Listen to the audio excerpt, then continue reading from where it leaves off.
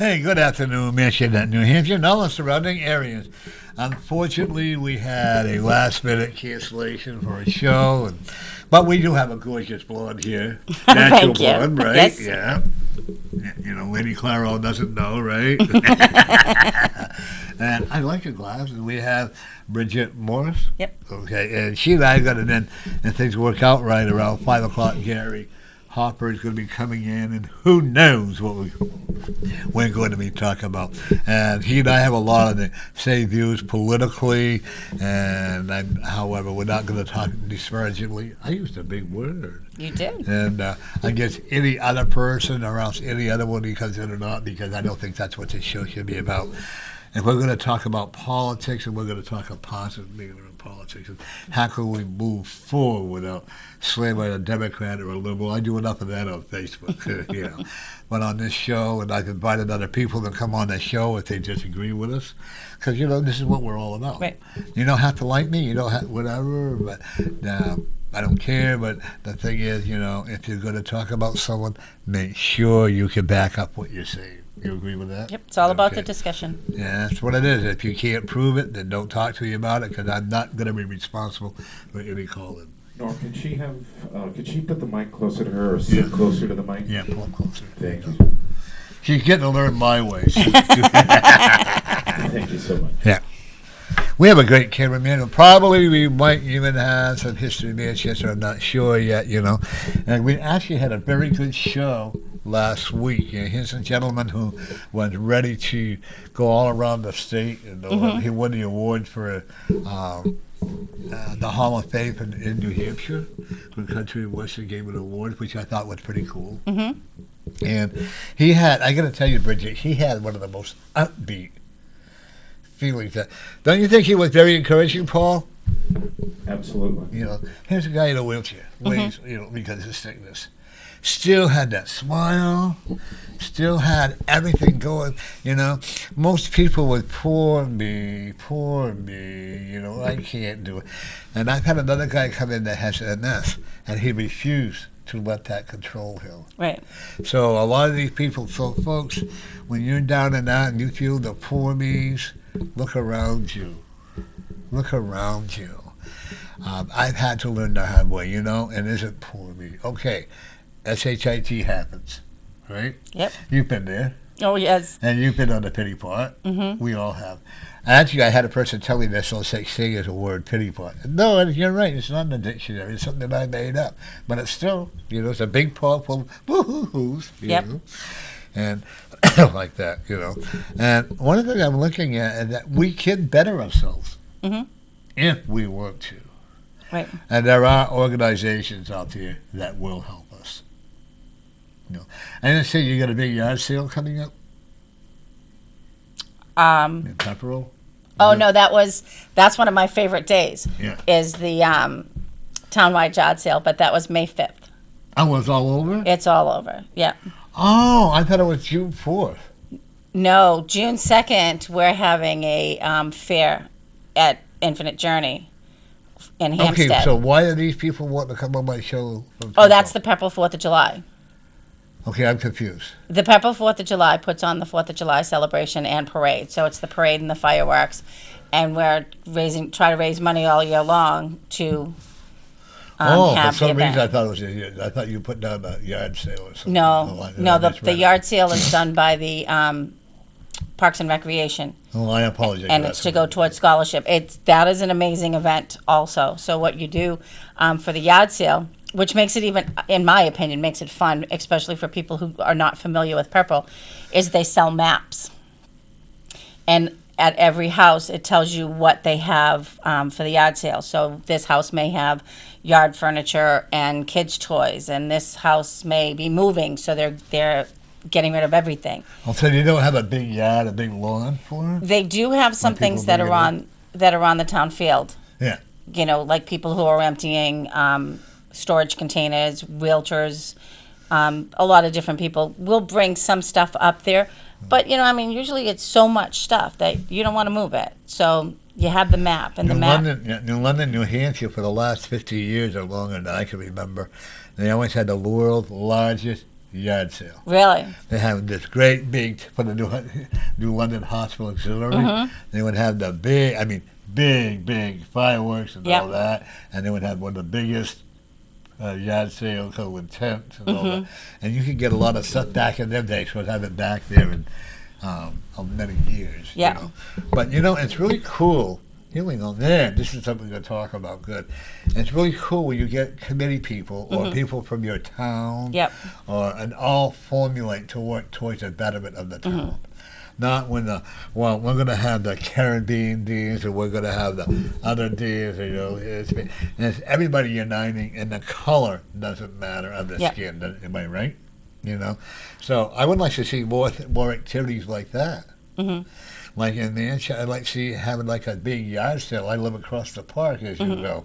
I think it'd be awesome if we could have maybe talk to the people at St. Rector and have a big yard sale to help maybe, like you just said, scholarship fund, help maybe serve a family that might need help, maybe pay their rent.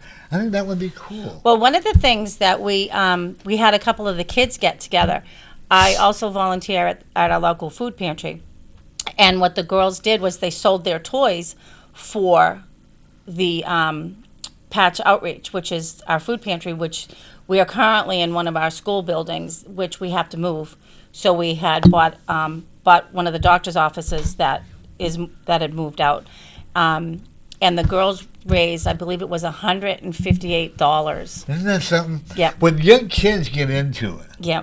When young kids, we have, in fact, I get these girls that came on my show for the last, for 3-4 years. I've got them, that they were poor. They really were. They were, almost like they lost their house and they had all this other stuff. And I think they moved into one of the parents' house. I'm not just sure how it went.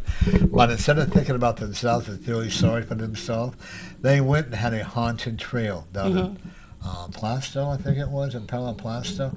They had this haunted trail, and they raised I think it was $400 the first time. Yep. They went to Hediford's and got names off the tree and bought gifts. Yep. Young children. Yeah. Okay. We have this one girl who has been doing this for about 4 years. Well, she's not doing it right now because she went to college. But she had to do a community project. And what she does is makes birthday boxes for children under 11 in the food pantry. And in the box, it has tablecloths, paper plates, knives, forks, invitations. It has a gift, and you also get a $10 gift card to the local grocery store. So you can either buy a cake or you can make the cake, whichever you prefer to do. And she had started that because, like she said, she was lucky enough that her parents were always able to give her a birthday party. So if people can't buy food, how can the kids get a birthday party? So that was the start of her project. Now she's gone to college. She passed it on to someone else. This girl that she passed it on to is going to be going to college. So she's passing it on to her little brother and the girl sister who originally started it. Isn't it exciting? You hear all these things about children. Yep. And I'm a great advocate for, and I do not blame a lot. A lot of the times, children are at fault because parents are great parents. But there's a lot of times when the kids will do what they want to do no matter what.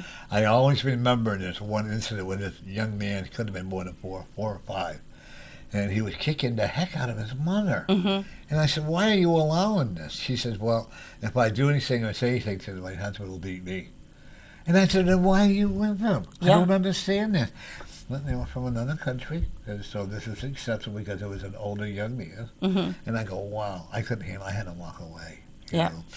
And then, and the one thing that I want people to also remember, I think it's great to have Boys and Girls Club. I'm okay with that. Or they had a YMCA where they can go. I'm also, in fact, the YMCA, they had a group when my granddaughter was getting in trouble. She went to a class and became the ideal leader, doing really well now. And then they had, I think, the Kids Cafe. They have all kinds of organization. But the parents have also got to remember, too, they're not their babysitters. Right. You know what I'm saying? Right. So it's so easy to push them off. And one lady who, if they're working 2 or 3 jobs, I feel sad. Because that way they don't have to pay for a babysitter or whatever, I guess. I guess it's a lot of money for a babysitter today. But if you're just there and you just don't feel like coming around and you send them off to okay, they go to school. The teachers are not babysitters either. Were you a teacher at one time? You remind me of a teacher. You have a lot of patience? I tried. I have a lot more patience now than I did when I was, in the moment. Yeah. I used to sing. I can't sing anymore. Folks, I'm only to a kid when I'm singing. And all kids should be hung upside down and beat on like a pinata. Folks, I do not mean that. I said that and I got a lot of hate mail on that.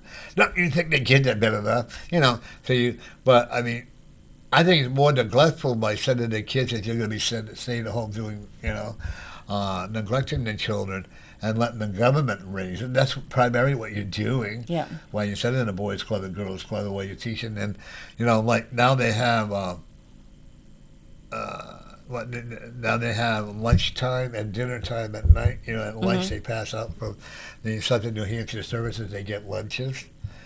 Sandwiches and a fruit and milk. At the school? No, here at the parks in the summertime. Oh. Okay. Then at night it's the same thing over as well, know. And so when do the parents cook meals? Well, see, it depends. Now, do they give it to all kids at the park? That's a good thing. Yeah, it That's should a good be. thing. Yeah, I would be upset if it wasn't. What I've found is that when you have children who are in school and they get free lunch at school or they get a reduced lunch, now when they're not in school, it's hard. Any kid, as far as I know, and I've seen, I think for the last 3 or 4 years, any kid that goes to the park, they can get a sandwich and a milk and a fruit. Yeah. I would be very upset if they would not allow a child to go to the park and get something, because to me that would be discrimination. Well, some kids, it's their only meal. Yeah, it's sad that the government has to do that. You know what I'm saying? I'm a firm believer that, well, in the old days, it was different, I guess. I don't know how, but it was. Yeah. But, Hey, Norm, can I chime in on something? yeah. Not to interrupt you, but you mentioned that you have some trivia coming up later on in the show. Right. And I was just looking up a video to show, but you know what? It occurred to me that if I show this video, it'll give away the answer to the trivia question. So we won't do that. Yeah, I'm not going to show the video. So whenever you want, now or later on in the show, you can ask your trivia questions. For How people about to call in. how about 5:05? Okay, I'll give you the signal when it's 5:05, All right. and you can ask your trivia questions. Well, at 5:05, isn't that when the new we'll do it guest just comes in? before So you- do you want to do all it before the 4:59. Okay. Or well, I'll let you know anyway. But folks, we do have a great.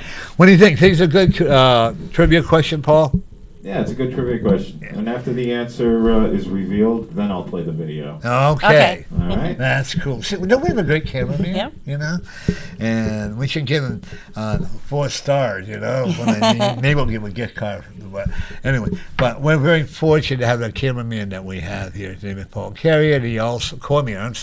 He also does a lot of history tapes for us that we appreciate. Yes. And he's very camera shy. But the one thing we do have a trivia cover. Comcast is camera shy. Oh, that one it is? Yeah. Okay. And we do have a nice trivia question coming through. You're going to read it for them? Yep. Because I don't read that well. I do well at reading to myself. But I think it stemmed from back in school when I could not read very well, because I couldn't pronounce my words very well, so kids would make fun of me. And there's just some things that you don't overcome. Right. You know what I mean? Absolutely. And just that's why I have someone who can read it for me. I'm much happier. Because, it's not because I'm an idiot. Well, maybe I am. I don't know, an idiot. Who knows, But I just don't feel comfortable reading, so you'll do it for me, Yep, right? Okay. not a problem. And I think it could be a fun one. Because it could be an original. That's what I like. And no, folks, it's not a music. Right? Right. Okay. And it's going to be an exciting, old, traditional thing. Okay. I've invited a lot of the community leaders to come on the show. Okay. I have yet to hear from any of them. Really? I invited the people from PAL, which is in the Manchester Athletic League or whatever Yep, they isn't call it it. the police Yeah, at the yeah. athletic league? No, nobody from there. I invited several other people that come in. I said, people in the fire department. I invite all these other people to come on. And I guess my show wasn't good enough. So that's okay. Sometimes you have to ask more than once. Well, no, when they don't respond, and I've asked many times. So I just say, okay, it is what it is. But that's okay because I'm happy with what I do.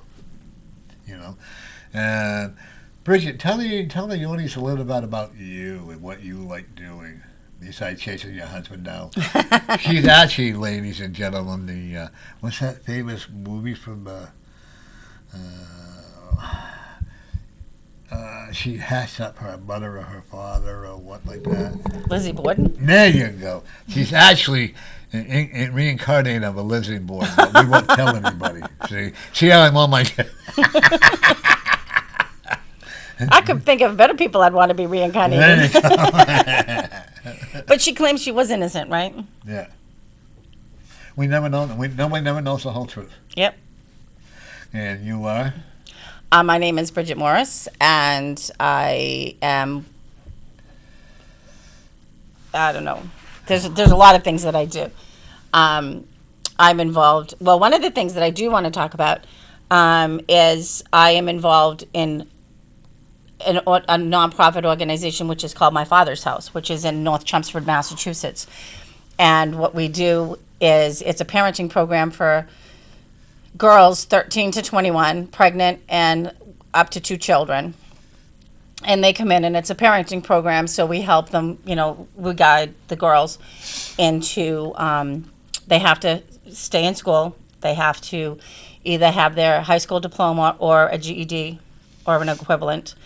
And we try to encourage them to go to college, but after high school, if they don't want to go to college and further their education, we encourage work, and we encourage that, the girls,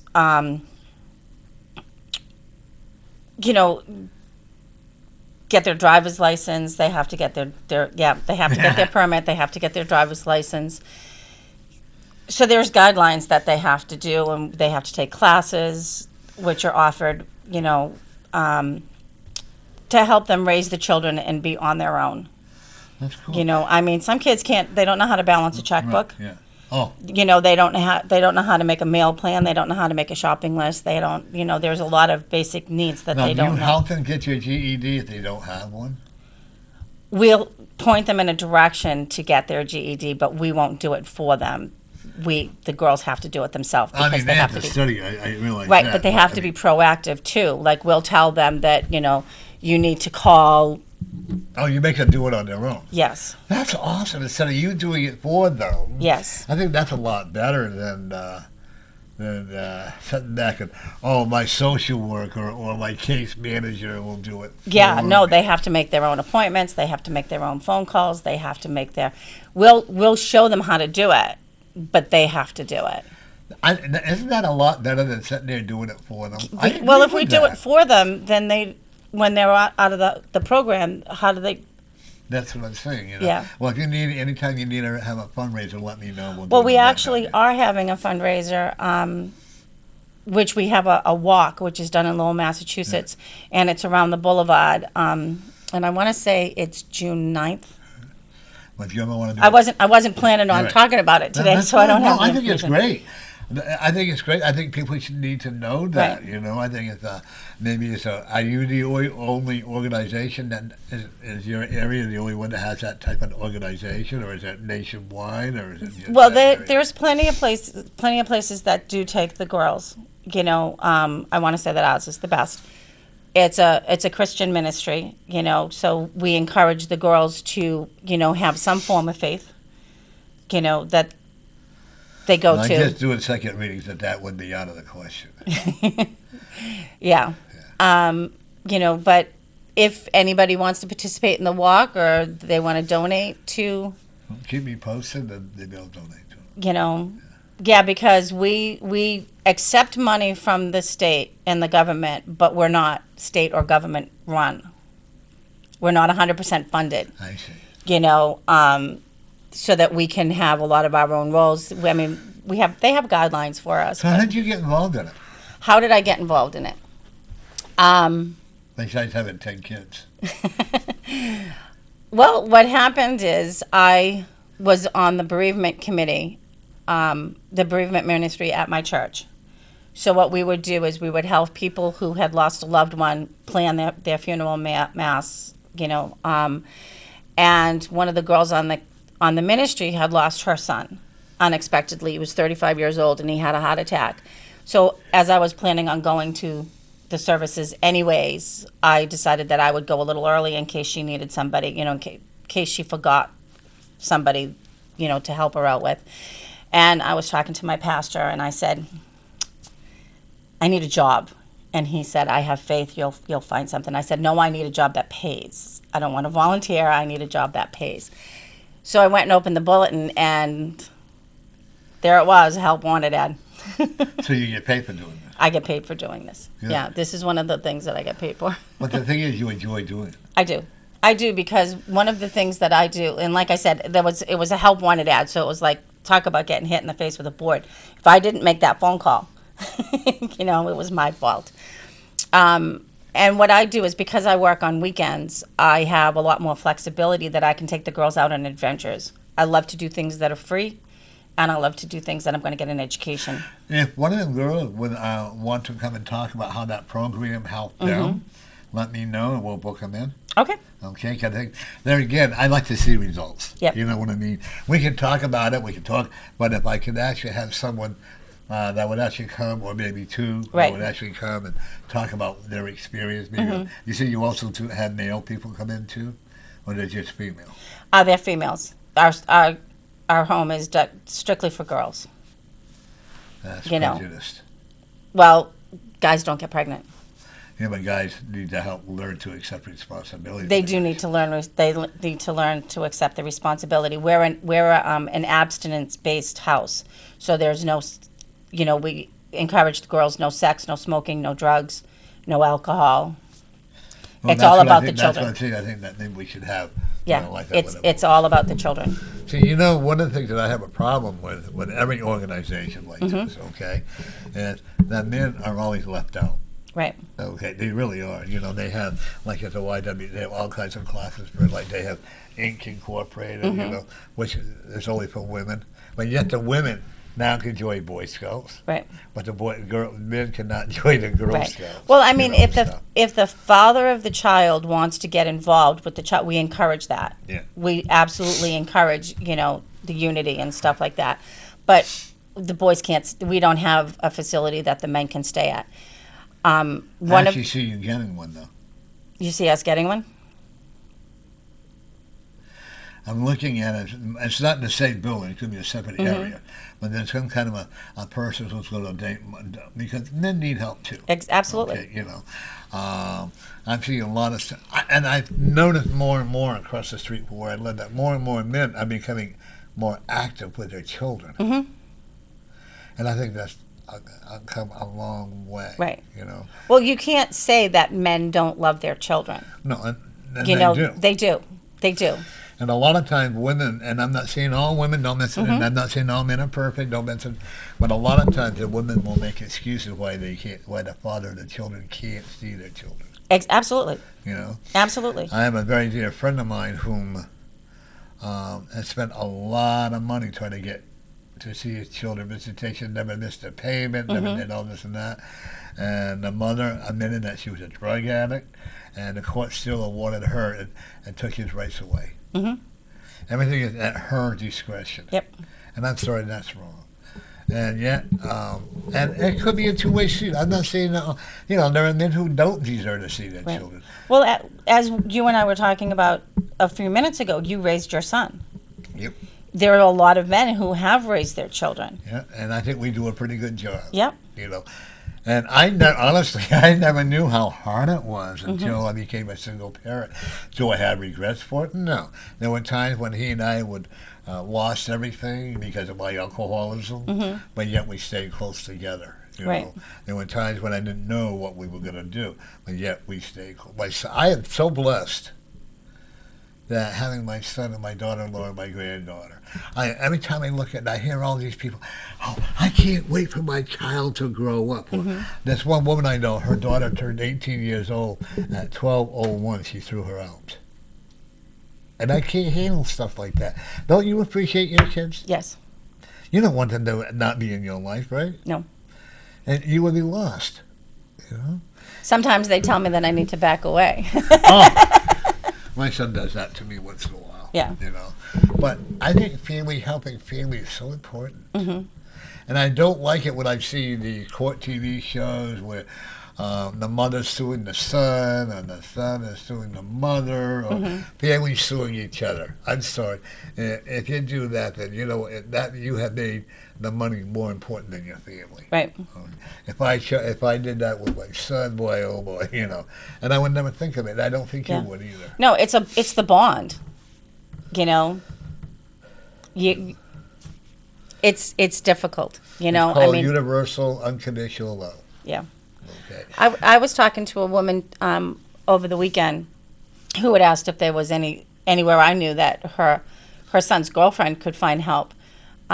She's 18 years old. Her mother, her father, and her grandmother they have addiction problems.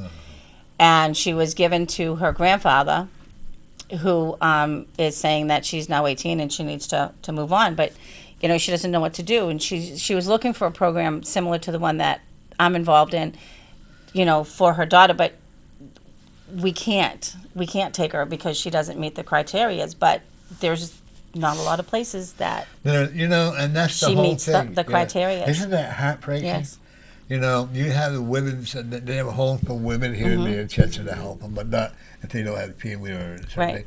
And the thing I don't like, they have the shelter for the men, and I guess they have for the women too, but they don't have it for couples who are married and maybe have a child. If I'm wrong and you're listening to my show, do me a favor and give me a call and tell me where it's at. Right. Because my heart breaks is that it's almost like the government and the people want the family to break up, like having this man go over here and having this woman over here. And just, you know, to hell with the couple uniting, and which is could be a necessity. Who knows why they lost their house or whatever. And this my dream would have to, if I ever owned the power, to buy a building. A large building for married or couples together. And when you have one child or two children, whatever, with no drinking and all that would be the most awesome dream I could ever ask for. I would not involve the government in it. I would make sure that we all take responsibility. And of course, you'd have to be the director, of course. But wouldn't that be an awesome thing? Yeah, it would. You know, I mean, we do need a lot more housing for our homeless and yeah, especially if they people don't have in any need. money. You know, I don't want them to. You know, as long my goal would be, if I owned an apartment house and I had the money to back it up, my goal would be to let them live there for maybe $10 to $20. They have to give something. That's, right. You know, maybe $10 or maybe $20 a month, and then at the end of the year, that would be their home.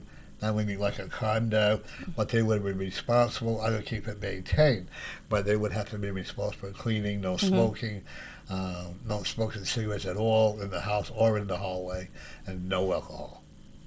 I think that's a good use. I didn't say any pot, but no. But I want people to find out for themselves. Right. However, one of the rules I would have is you come into my house or you come to work for me. If you come in and your husband acting up that we really can't control, you came in as a couple, you would have to leave as a couple. Does that make sense? It would, you know, I mean, there's kind of you came in as a couple, and then, you know, sometimes people can't be responsible for the other person that they're with. You know, well, I mean, it would be depend on the individual cases. Right. If they're both doing the same thing, they both have to leave. Right. Okay. And I would not have a house manager. I don't believe in that. They have to be on their own, but you would also have to have guidelines, so you'd have like an office. But that's a dream that maybe someday it'll become a reality. Right. And I'm having a meeting this Sunday to make our healing pause war become a reality, even more so. I was going to have an event in July, but now we haven't got it's too soon now. We haven't got the paperwork for it, so you know, so we'll probably have it more like in late September, early October. So I hate this, but It's a dream that I'm working on. It's a dream I have a committee with. Yeah. You know, so I'll keep you posted. Yeah. You got to be involved. If I find the time. Every time I have an event, I kind of like to have my co-hosts involved with it. Okay. One of the things that I also see with this, so these people that are coming on to talk about what, the 4th of July? Yeah.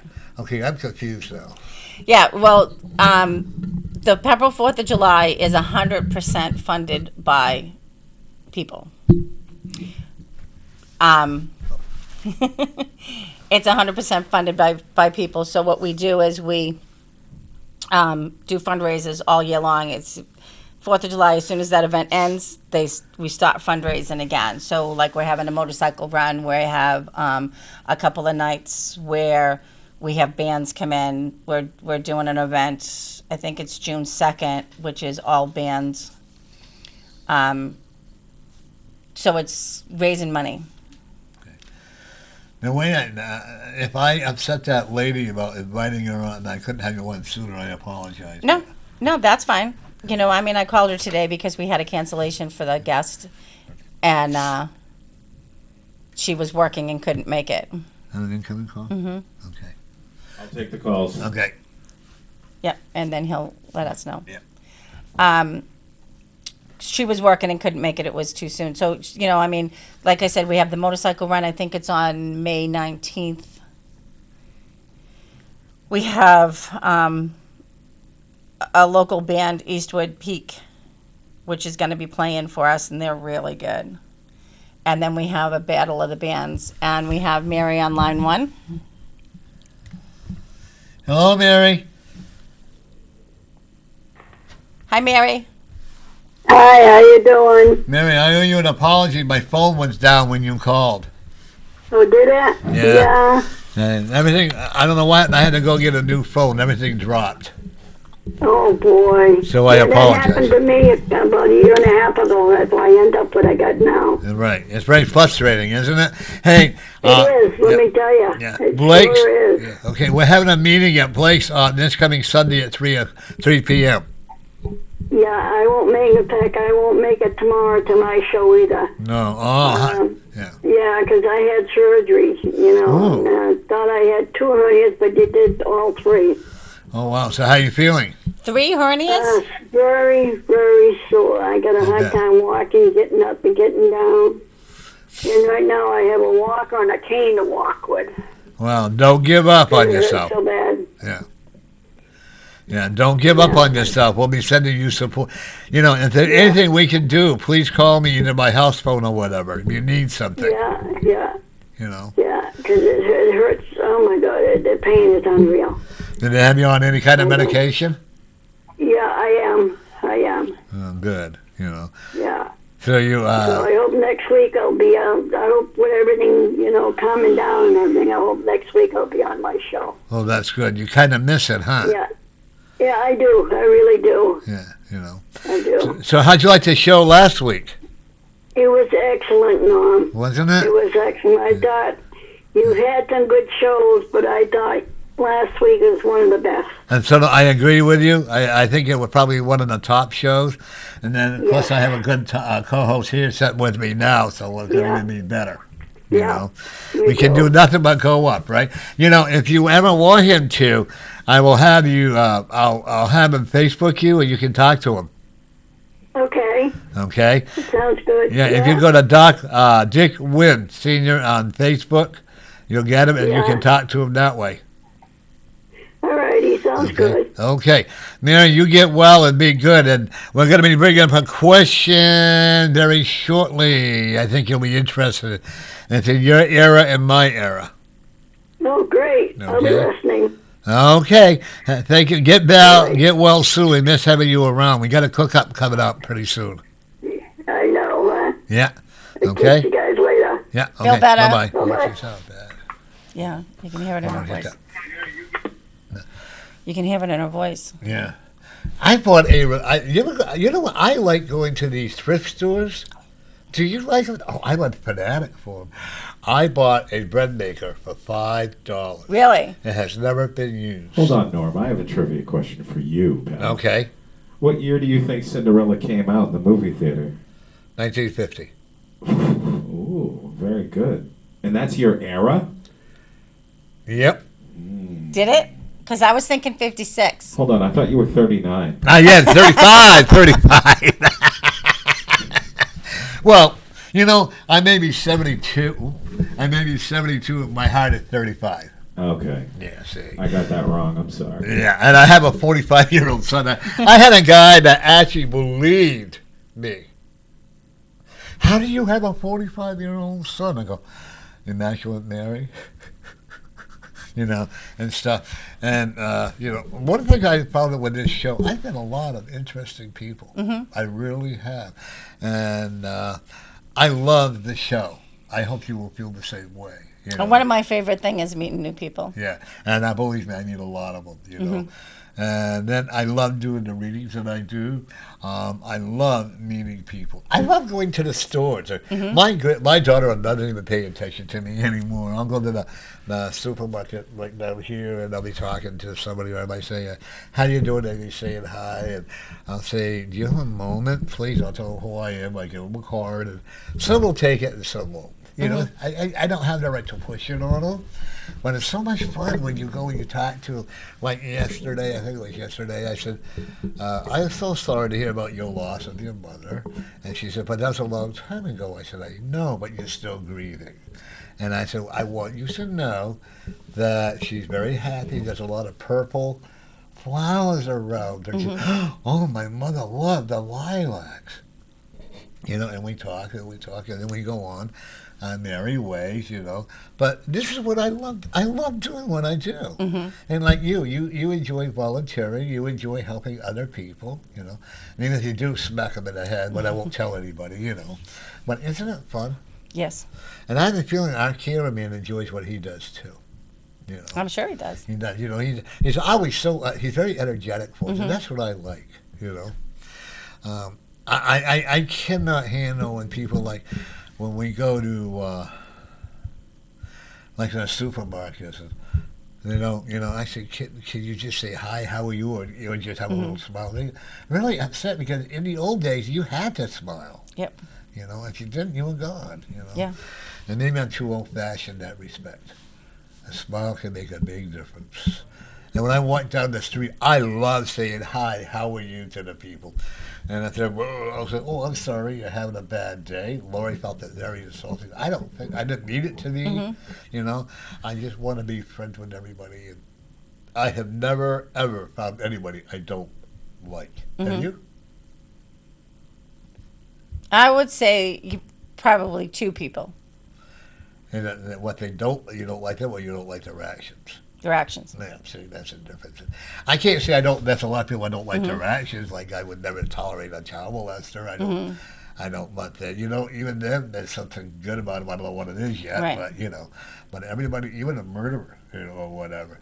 But I've never found anybody I don't like. Even the people that beat me up. Yeah. And I'll go back to them and say, how you doing? Do you feel better now? But don't turn your back on me. You know? But there isn't. Well, there's a difference between forgiveness. Yeah. I think you have to. Yes. And it works what you and I do. For you to move, for you as an individual to move on, I think you have to forgive. Maybe not forget, but you have to forgive. Oh, I never forget. And I'm not forgiving them for them. I'm forgiving for myself. Right. Like the church that I went to was a born-again Christian church. I'm not saying all churches, okay, but it really did a number on me, so I had a hard time trusting other churches. That's why I call it the universal spirit instead of God, because the way they made it, God was so condemning, he would never forgive anybody. Of course, if I follow the Bible, I know I'm going to hell. I hope to have a lot of champagne there, you know, because I've been married more than once. I'm gay, I'm a psychic, so, you know, according to the born-again Christian. But as long as I follow what my heart says, as long as I do good for other people, that's all I'm happy with. That's all I'm accountable for, you know. And I daily will go out to the park and say hi to people. I like it, you know. And I've gone into it with several gang members, and you know that. And I say, Spirit, well, I don't know why you're doing this to me, but I go in anyways, you know. I'm not looking for a pat on the back. Are you when you're doing good deeds? I do it because I want to do it. And even if I don't do it, I want to do it, but the Spirit wants us to. When we do that, we're honoring them and ourselves. I hate it when I hear people say, well, it's time for me to honor myself. I suppose I should, but do you want to? I don't know if I know what that means. I think that there's times where you need to step back and, take care of yourself. Yeah. And take care of your loved ones, but no, I do what I do because I enjoy what I do. And aren't we honoring ourselves by doing that? As long as I don't let it overwhelm me. And I do. Well, I think that's what happens is sometimes people get overwhelmed. Yeah. Well, I had one woman, I'm going to mention names because I don't think it's the right thing to do, and she said, I am honoring myself monetarily as well. And I said, okay, but I'm honoring, I don't get me wrong, I get paid for what I do, except for the volunteer work that I do, and I'm like you are, a lot of the readings, if someone is on state welfare, I never charge them because that's not the right thing to do. They're supposed to go to the children. I'd rather give them a free one. Then I have to be, careful how I word it because I don't want to get sued either. Right. And am I a martyr? Absolutely not. Am I trying to be the best I can to make up for what I did in the past? And that's an everyday thing. I bet you probably will go the same way. There are days when I feel like just throwing in the towel and say I've had enough and what am I doing it for? One time it was 2 o'clock in the morning. I'll never forget it. And I said, okay, I've had enough. I'm throwing in the towel. The Spirit says that's your choice, and it is. And what He showed me when I would go to it, I said, okay, I'll go back to what I'm doing. I don't want to go into a one-room haven. No. I happen to like where I'm at. I have a nice apartment. Maybe cockroaches, one here and there, but no. As long as they don't eat up too much food, I'm okay. No, you can call that anything you want to call that, And I have great neighbors. The people that live in my building, we all, I cannot complain. We all get along ground, and we're diversified, right? That's a good, different people in addition to in our building. And I love it. And we have some people that are from Beijing, that through Nepal, the great people. Then we got some people that are from El Salvador.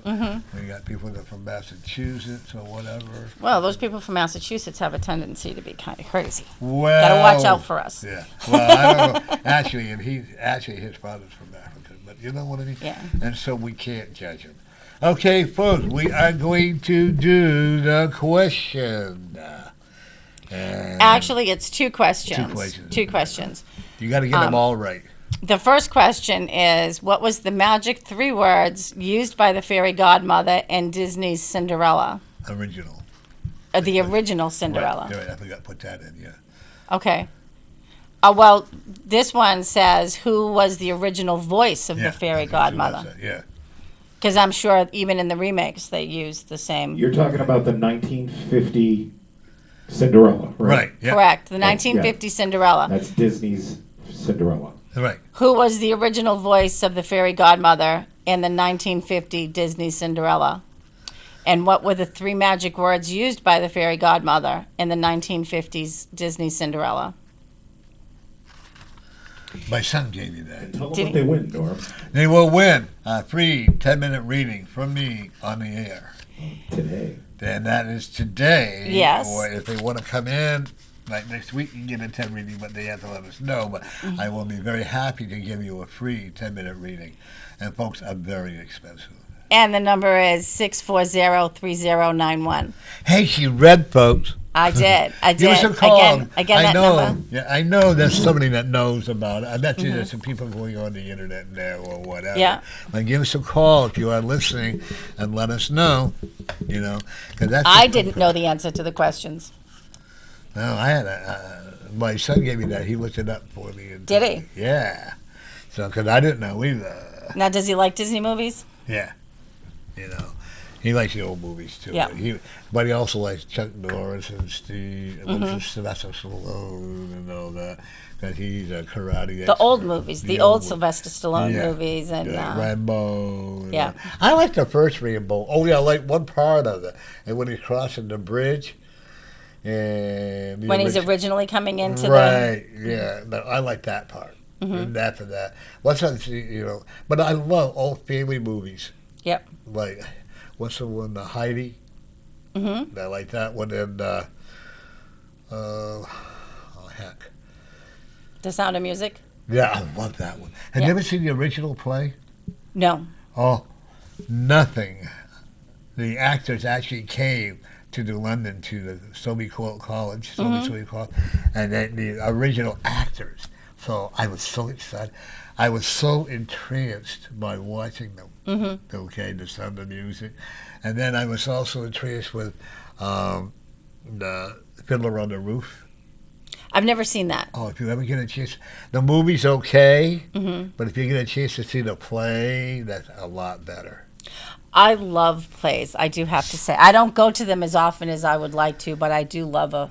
I've got to start going back to them again. Yeah. I've got to become more refined, and really fix my hair and become more refined, you know what I mean? But Even the school plays. I love kids' plays. Yeah. Because, and when my granddaughter, she was in chorus and they did a program, it was just so beautiful because they don't get paid. Mm-hmm. And they put their heart and soul. Yep. It's like I love watching Little League Baseball. Oh, yes. Okay, and when my son was on the team, my son said, "Dad, don't comment." Not my son, my youngest stepson, because I would yell at the umpires, and all that. Dad, they would say, "No, don't come to the game. You're too loud." Mm-hmm. Well, I have to remember I'm in New Hampshire, so it's the Fisher Cats, right? Yeah. And are they out of Manchester or New? I went down here. I went down the stadium here. Yeah, they're out of Manchester. They are. Because I know that there's one that plays, I want to say in Nashua. Yeah, they have another one. My friend Al Caprillion goes there a lot with them, okay? I'm planning on, if I get my box seats, you'll be invited to come to the Fisher Cats, okay? Cool. Because I've gone to the Spinners, which is out of Lowell. Yeah. And I love them. And, I remember the first time I ever went into a Red Sox game, I was so bored. Because on TV, you have commercials and you have all this. Nobody's on the field. It's like, why is this taking so long? That's when like that. When I went to the live hockey game down here, to me, it was very boring.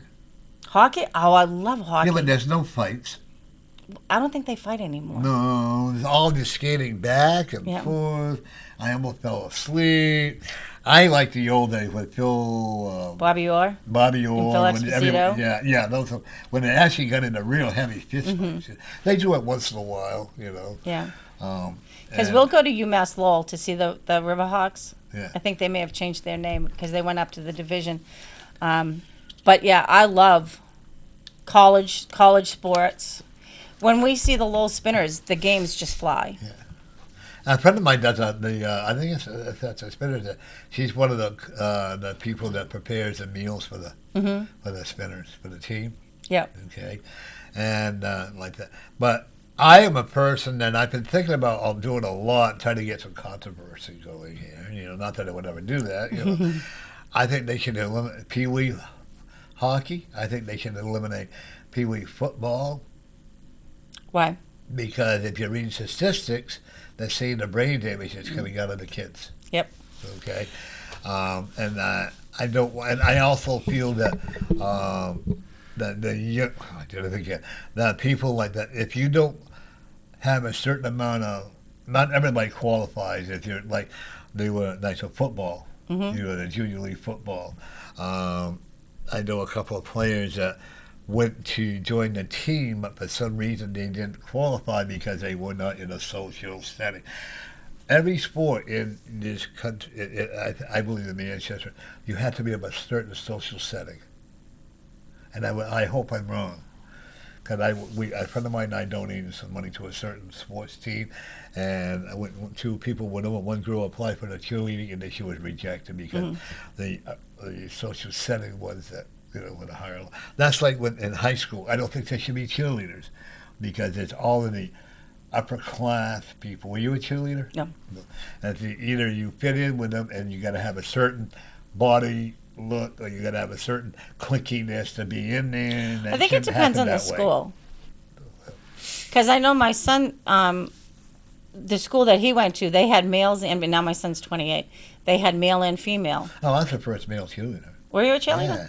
I mean, I could out-jump them people. You know who was a but I- cheerleader too? Was George Bush. Yep. One of the, well, I mean, if someone is, But I think he went to an all-male school. Yeah. Well, I think my problem is that if someone can be a really good cheerleader, but if they're not slim and trim, and the weight shouldn't matter. I mean, obviously, you don't want them obese, and stuff. But I think if they have a good personality, it shouldn't matter what they look like. It shouldn't matter if they're a little bit obese. It shouldn't matter, if they have whether they're in a clique or not. They shouldn't be in a clique to begin with. It should be on the person and what they can do. Whether they weigh 100 pounds to 110 pounds, or whether they weigh 140 pounds, whatever. That should, to me, as far as I'm concerned, that's discrimination. Do you agree? And that's. And folks, if you have any comments you want to make on what we're saying, and once again, you want to repeat that question. Okay. So we're looking for the trivia question is from the original 1950 Disney Cinderella. What were the 3 magic words used by the fairy godmother? And who was the original voice of the fairy godmother in the 1950 Cinderella? I wanted to be the fairy godmother, but they said I wasn't fairy enough. Oh, even then? Even then. So you've been working on it. Yeah, I've been working on it. Let's see, 50, I was 5 years old. I think I also knew who I was at the age of 8. But I knew it was different. And that's the whole thing. People need to be part. And I believe if you're rejecting someone because, and that's like I don't believe in the Miss Beauty contest or the children. Or all right, I have a question for you. Sure. Now you said that you knew at the age of 8 Right. that you were different. Yeah. So do you really think that when you have people who say that they come out of the closet to their parents, do you really think that the parent didn't know? They blocked their mind to it. You think? The mothers know more than the parents do, than the father does. Okay. And actually, the father, back in the days when I was growing, I don't know because my dad, he was always gone. But I think my dad knew I was, because one time he and I had a long talk, and I didn't come right out and say it. I was like 14 or 15, but I knew I was different, and I think that's when we started we had a good relationship until you get married. And then when my other sister and brother found out about it, well, why don't you bring a woman home with you instead of a man? I said, well, I don't want a man, I do think, we're not sure. I knew I was different, but back then you didn't talk about it, I didn't even know what it meant. And I also knew I was very spiritual, combining the two together. I was always fascinated with different things, and I also knew that I was going to be in the medical field. I think at 8 or 9 years old, you kind of subject yourself. You know what's going to. Because I remember I had this little doctor's bag. Oh, let me tell you, I had the old hen house that my father used to use. So that was my patients, and the people that were in there. So I kind of. So you were like the original Doc McStuffins. Yeah. I really was. I knew, for some reason, I knew I was going to be in the nursing field. What it was going to be about, I didn't know. I also knew that I was very gifted spiritually. I also knew I didn't like women that well, only as friends, and I think we have to cultivate the kids today and say, you know what, even it, a lot of them are unsure of their identity, and and I don't. First of all, until a person is 18 years old, I don't believe that we should allow them to have sex changes. Because I think that that's still in that confusing mind. I don't think that I would disagree with you on that, because I think that, most teenagers don't know themselves what's going on, and for a decision that huge, they have to be mature. In New Hampshire, I think they passed a law that unless you're 18 and over, that you can't do that. Yeah. There's a young boy I've seen pictures of. He's like 6 or 7 years old. His mother's gay, and she's married to another woman, and the father could care less. And they dress him like a little girl. And I see the sadness in his eyes. Right. How heartbreaking. Is it his choice, or does he want to make them happy?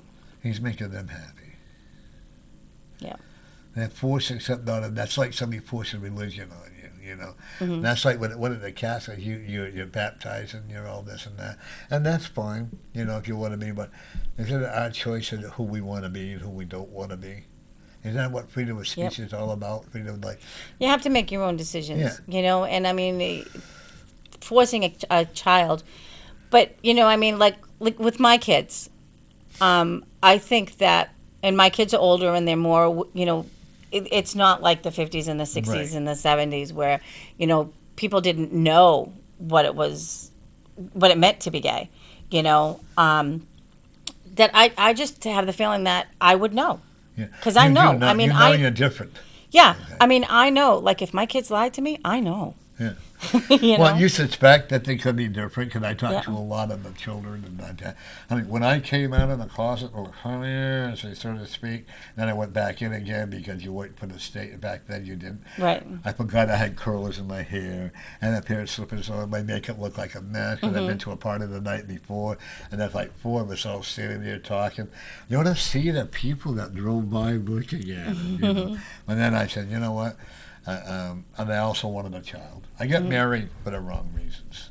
Right. I got married because first of all, I couldn't accept the fact of who I was. So I hid it with alcohol, you know. And then I got married again, and I had my beautiful son, you know. And my first two marriages I really don't count because one was 90 days, and the other was 30 days. So, you know, and I was a teenager in California then. What were you trying to be, Britney Spears? Yeah. Liz Taylor. Liz Taylor. Tell Liz she's got more diamonds than I have. You know. I am. But then I was very honest with my last wife. I said I will love you as much as I can love a woman. And we were married for 14 years. I'm not saying it was all bad, because it wasn't. We had a lot of very, very good times. I helped her bring up her children. We had all gatherings, and once I got divorced, her children went her way, and my children went, my son and I remained very close. The sad part is that his siblings, his three sisters and one brother, I wish they would all connect together, you know. If you don't like me, that's fine, but don't take it out on the child. That's wrong. Don't you agree? You know, and that I have a nephew that I talk with, but he's a little bit too much of a born-again Christian for me. I love him dearly, but that's okay. You know, but folks, no matter who they are, no matter what they have done, you know, and they are your children or they are your family members, forgive them and love them unconditionally. I don't know what it is to have parents, you know, but I learned, you know, like I said, my dad and I were almost like strangers when we talked to each other, and I don't know what. So, if you have any chance to love your family members, get close to them. Don't look at the negative energy of it. Look at the positive. By the way, how was your Mother's Day? Great. I worked on Mother's Day. Your children didn't spoil you? Well, they did. They came over after work, you know, and we were together, but it was Single nice. parent. If you're a mom and a dad, you know what? You can celebrate both days. Don't you agree? Yep. You know? And so, you know. But, you know, that was another thing that we were talking about was we had gotten off the subject of Mother's Day and stuff, and, you know, it's all marketing, Of course it is. you know. I mean, when did Easter turn into the new Christmas? You're right. And that's true. You know. And when did it fall on April Fool's Day? Well, that was, you know. You know, But, I mean, now everybody, instead of, you know, what did you get for Easter when you were young? You know, I mean, I I remember never celebrated Easter. I We didn't remember know a what it was. chocolate. I remember a chocolate bunny. You know. Really? I never knew what Christmas was until I moved out. I moved, and I went started meeting my family. My father and dad. I mean, they had Christmas, but I was never invited. Right. Okay, my sister and brother. You know, I really truly did not know what Christmas was all about until I met my ex-wife and her husband, and then I found the true meaning of Christmas. And to this day. We have a Thanksgiving at my house. We have Thanksgiving at my house, and then we have Christmas at my son's house. Yep. And it's love. Right. Which is what it should be. It should be love. You and know. we open the door. Like if you didn't have a place to go, Yep. What happened to you at the snowman? You know. But anybody that does, and Mary can tell you because she's been invited, and anybody that doesn't have a place to go at my house or there, they're always invited because that's what Christmas is all about. Right. And it doesn't have to be material. Right. But you know what? Hallmark needed to sell cards. Oh, yeah? Walmart needed to sell What do product. they sell? You know? Amazon needs to keep busy, Yep. you know? Yep. There was And so much. I am so disappointed. What is it? Black Friday they call it? And they set it up now. It's Thanksgiving Eve. Oh, I know. What happened to the tradition? It's all about making money. Isn't it? You know, and the people hurrying up to spend. I had a woman come to my office. I will not go near a store on Black Friday. No, I won't either. Or on Thanksgiving Day. Or on Christmas Day. Because those are the days that I take very seriously. Yep. Thanksgiving is my very favorite holiday. Because we should be thankful. But I had a lady come to me. She looks at me. She says, I'm a good mother. I'm sorry, I didn't mean. That's And fine. I said, okay. I said, but you're not a good mother. She said, what do you mean? I said, you put a price tag on every toy, every game. There's a price tag. You never take the price tags off, and you never let your children forget how much you had paid for them. I said, that's not being a good mother. Well, she said, I want them to appreciate it. I said, they would appreciate it more if you didn't put the price tag on. Right. And they would appreciate it more if you didn't remind them how much you did for them. They didn't ask you to spend thousands of dollars on them. I'm willing to bet right now they would love to have your love and not the material things. She said, well, I buy them that because I didn't buy. I said, no, you're buying their love. And of course they're going to take advantage of it. Her husband called me 2 weeks later and literally thanked me for it. So I thought that was So pretty she's cool. listening. I want a pony. Yeah, there you go. Well, she was in the bracket of making $125,000 a year, you know. And she never let her husband forget it either. Now they're divorced. Yep. How sad. When when money rules a marriage, that's not a marriage. Does money rule your marriage? No. Well, you don't have a whole lot, right? You're like I am, right? Because Scott and I just celebrated 21 years, you know. And when you allow money, I know so many people that I'm not going to get divorced. I've worked too hard to, material things. You can rebuild. I've lost and built. You have lost and built. That's all we need to do. Yep. And Gary is late. Once again, you want to pop that question out? I will. You heard that, folks. Say will. From the 1950s original Disney Cinderella, what were the 3 magic words used by the fairy godmother? And who was the original voice of the fairy godmother for the 1950 Disney Cinderella? And the number is 640-3091. And you will get a 10-minute reading from me. Okay? If we don't hear by 20 after, we'll just show the movie and see what it is. Okay. Paul, what is your comment about the holidays? The holidays? Yeah, like Christmas and Thanksgiving.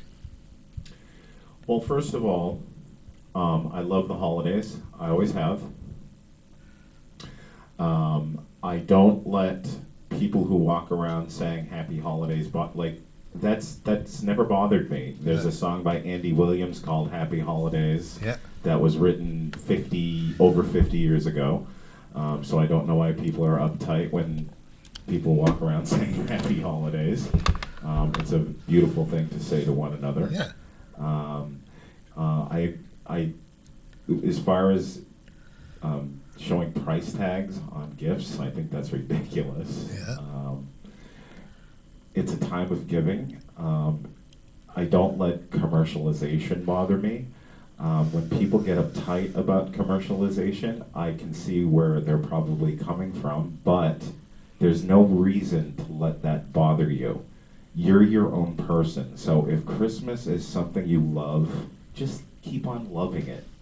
Get up, celebrate the holiday season, do what it is that you've done since you were a child. If you have fond memories of Christmas during your childhood, which I do, that's why I still love Christmas. I get up during the holiday season and I Christmas shop like I do. I don't shop online. I don't have anything against it, but I still shop online, shop in stores.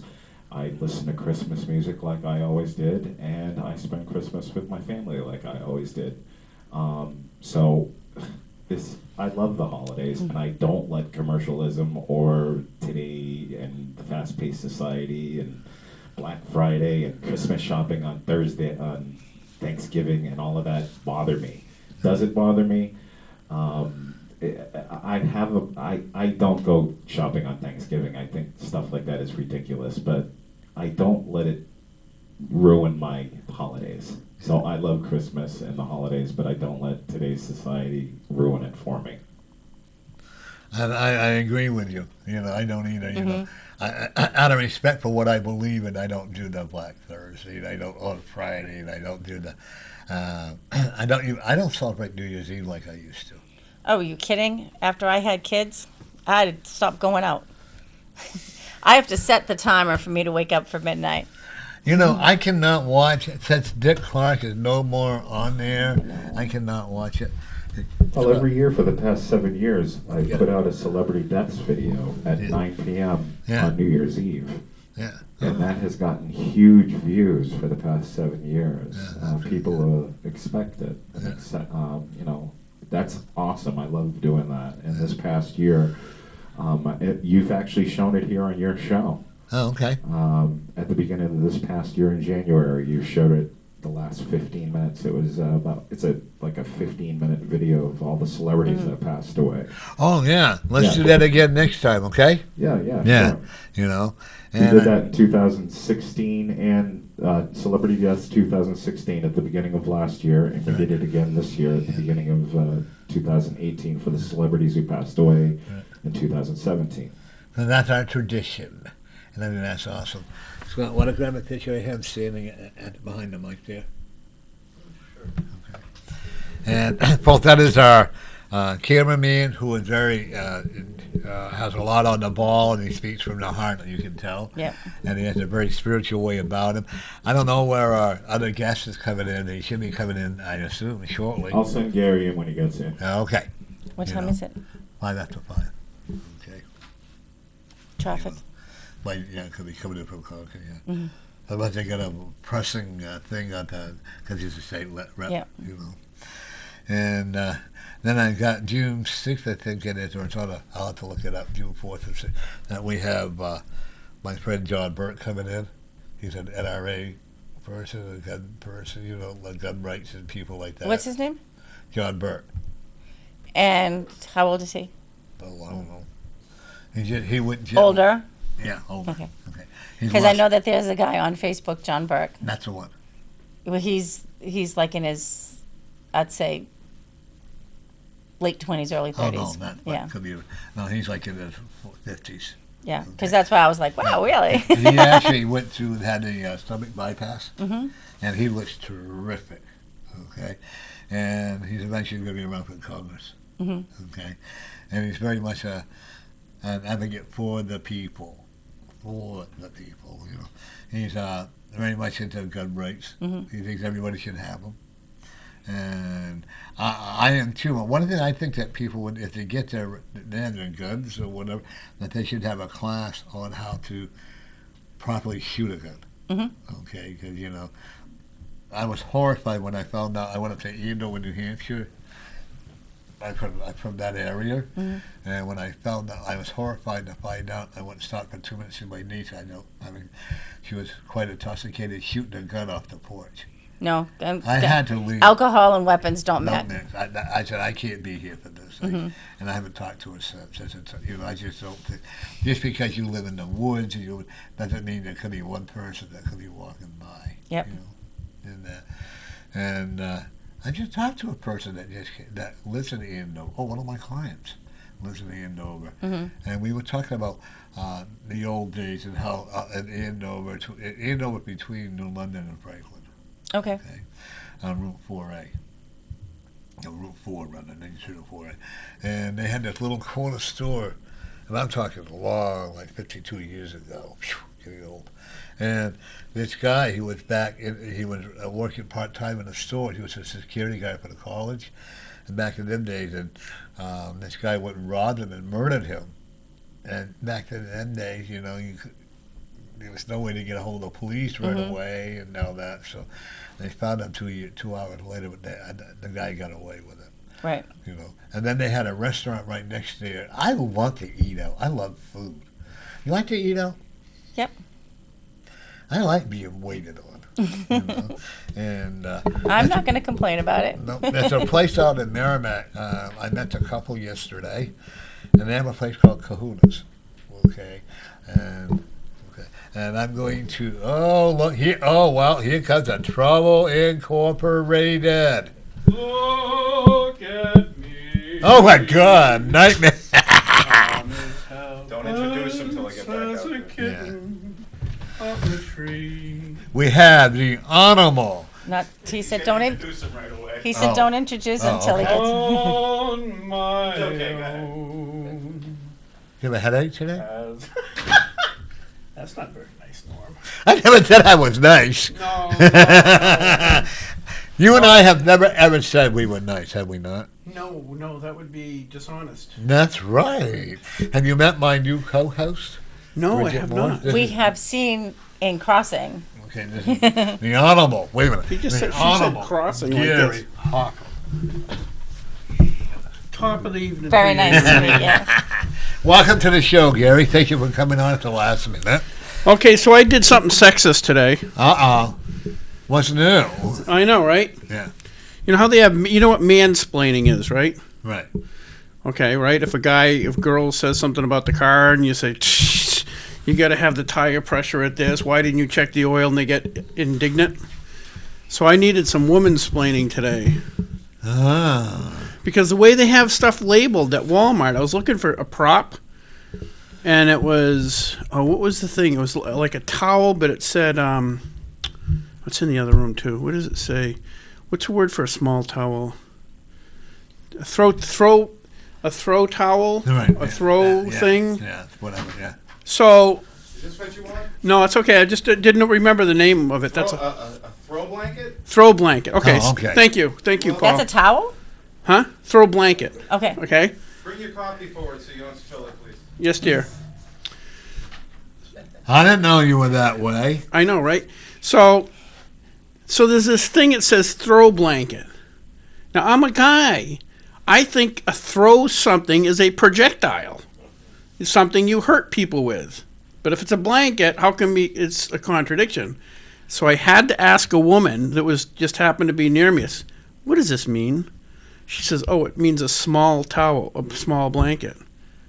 Oh, why didn't they just call it a small Like a blanket? lap blanket. Yeah. Why don't they just call it that? Why do they have to have weird names for it?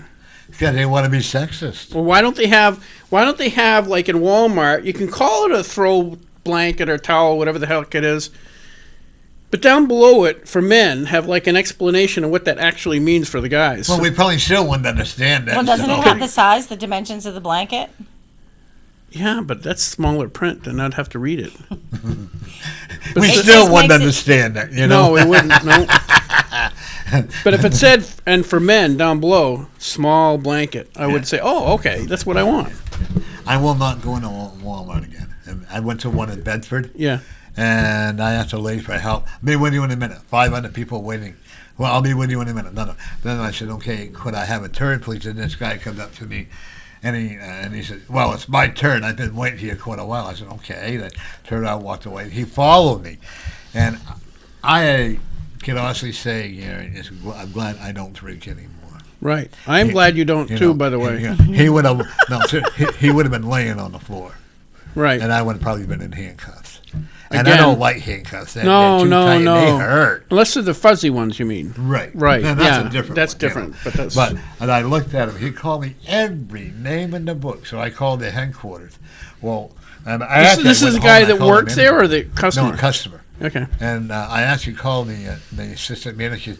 Well, what did you do to provoke him? I said, I walked away. You realize that is liberals, I shouldn't say it. No, that's but liberals. use that all the time. Like, what did you do? And it's the same thing that like conservatives are accused of doing, or cops are accused of doing, when a woman says, hey, somebody assaulted me. Yeah. It's the old thing, well, what were you wearing? Well, Yeah, what the hell's that got to do with it? Really? You know? Well, he was in my It has face. absolutely nothing to do Called with me it. cross-eyed, crooked-lipped, and I won't go into the other word that he used. Cross-eyed? Yeah. I said, why don't you go back and have a drink? You'll feel better. Right, Because you right. could really, literally smell the alcohol. And Oh, my daughter-in-law she was already to call the police. right, You know, I right. said, you know what? I'm going to leave. And I said to my Hey, it's better daughter-in-law, than McDonald's. So when I called them, and I said to her, I said, I chose to leave so I wouldn't get into trouble. Apparently, you're taking his side. It's okay for him to call me names. Right. Well, he did apologize. I said, he apologized to you. He didn't apologize to me. So then I called the main headquarters. I Right, said, right. oh, no.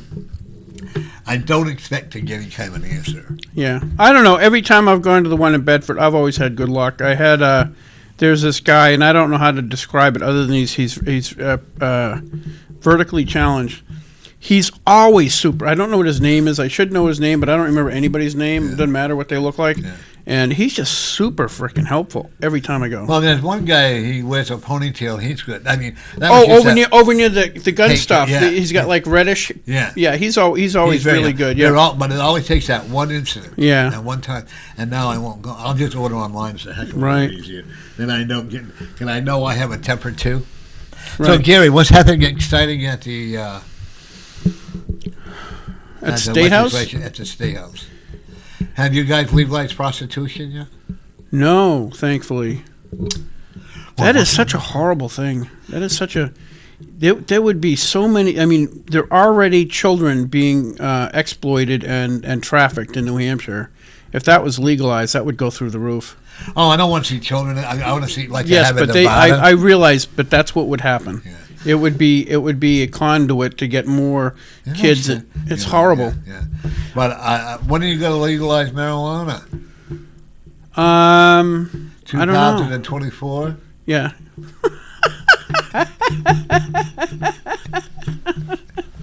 I get it. Well, anything Hey, so out, right? so anyway, the coolest thing that happened this year, and I was honestly very worried about it. It was something called Marcy's Law. Yeah. You probably heard about it in the news, and what it was sold as was a constitutional amendment to help victims of sex assault or rape and things like that. That's how it was sold. That is not even close to what it was. I have to honestly say I'm glad it didn't pass. Oh, it was so bad, Norm. Because I've been going around different shows talking about it because it was your senator Lou D'Alessandro voted for this. Okay. Not my senator. Well, he's your district. He's still not like And this is not this is not liberal, conservative, Republican, Democrat. This went across party lines. It was horrible. And what like I said, it was pitched like a sales pitch. First, there's a gentleman in California who, when he was young, his sister was murdered. Okay, and her name was Marcy. And for whatever reason, a ridiculous judge let the accused murderer out on bail before the trial, which seems kind of weird for a murder trial. But anyway, so he's out on bail, and this gentleman from California and his mother didn't know he was out on bail, and they ran into him in like a grocery store, which is pretty emotionally devastating. Mm-hmm. So what he wanted was a constitutional amendment to make sure that doesn't happen to other people. Okay? Sounds pretty legit.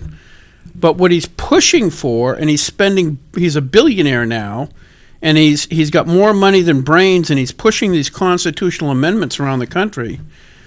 And to give you an example of what Marcy's Law had in it, because most constitutional amendments, the last one I was involved with was the Kelo decision, when the Supreme Court decided it was okay to just take anybody's property as long as you're financially connected well enough, you could take anybody's house.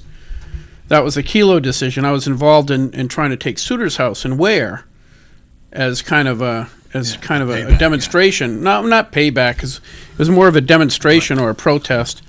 And that's how we ended up with a constitutional amendment in New Hampshire that Senator Guida also was spearheaded that. He's really, really good. we ended up with the best protection for property rights in the country. I remember reading about that in the Union Leader. Yeah.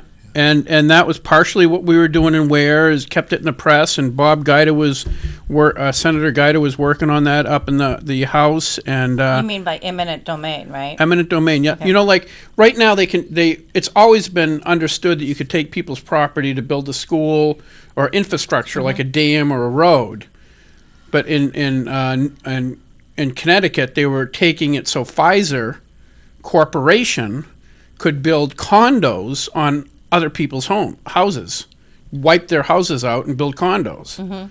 So basically, if you were rich enough, you could take anybody's property, and which is so unconstitutional, They did because that our with my whole father. Constitution, this people might not understand, our whole Constitution, one of the primary principles is ownership of land or property, okay? If I paid $300 for this, but let's say this is an expensive one. Let's say it's $1,000. I go, I work extra overtime. I work, a couple extra nights a week. I work overtime. I save up and I buy $1,000 tablet. And what if the government could say, yeah, it's a nice tablet, but we're giving it to Johnny. We're giving it to Norm. Well, why? Well, because we want to, and we think Norm could use it. How hard would I work for that tablet after that? Well, you would never work an ounce of overtime again, because anything you own, the government can take away. McDaniel Dam in Springfield, New Hampshire. Yep. Okay. I don't know if you know where that is or not. No. But it's up in Springfield near New London. My father owned that property. It's interesting you say that. They forced him to sell it their price. He bought it. They bought it from at a very low price. Right. Otherwise, they would have taken it away. Right. Okay, so I'm glad that law is in there. Yeah, that was that one thing that protected people like your dad. Hey, whatever happened to So- the brown people that went to prison are they still in prison? I believe so, yeah. The ones that the IRS. Yeah, that was kind of weird. I never really understood what was really going on. I don't either. They took $2 million. All you owe is what, $100,000. Yeah, there's a lot more to that than I understand. So I won't speak to it because I really don't know. But so anyway, so the last constitutional amendment was in, I think, 2005, after the Kelo decision, and that passed. That was very short. It was like maybe 1 or 2 sentences long, and it was a very short, clear, concise constitutional amendment. And it passed by, I think it needs 66% of the vote. It passed by 85%. Wow. Because people understood it, it was clear, it was concise. So Marcy's law, unlike that or most constitutional amendment, is like 2 or 3 paragraphs long. All right?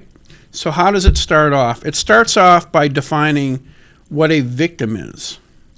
A victim in Marcy's law is anybody that is been harmed by a crime, but it could be a misdemeanor. It could be somebody busting a window. It could be somebody robbing a bank. It could be somebody, the result of DWI, they run into you. Any crime basically now falls under Marcy's law, which you would presume it would be rape or something like that, right? But no, this is any crime. Marcy's law also include juveniles, so any juvenile crime was included. Okay, so anybody that is harmed by a crime, but not just the person who was harmed, it was also included anybody who was harmed that's associated with them.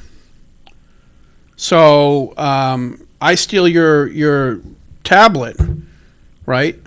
But she saw me do it, and she's emotionally upset by it. Now she's a victim also. Oh. Okay? Or if somebody punches somebody out at school, all the kids that witness this are now victims. Anybody that is tangentially affected by the crime is now a victim. Okay? So that's part 1. So it goes on and it says that anybody that is a victim of a crime also has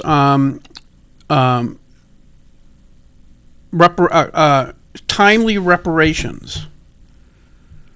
Now, do you guys have been around a while. You remember that case in Boston? I think it was about 20 years ago, where there was an accident with a city bus, Oh, and 30 people showed up at the ER claiming they were injured, and it was like only 15 people actually on the bus. yeah.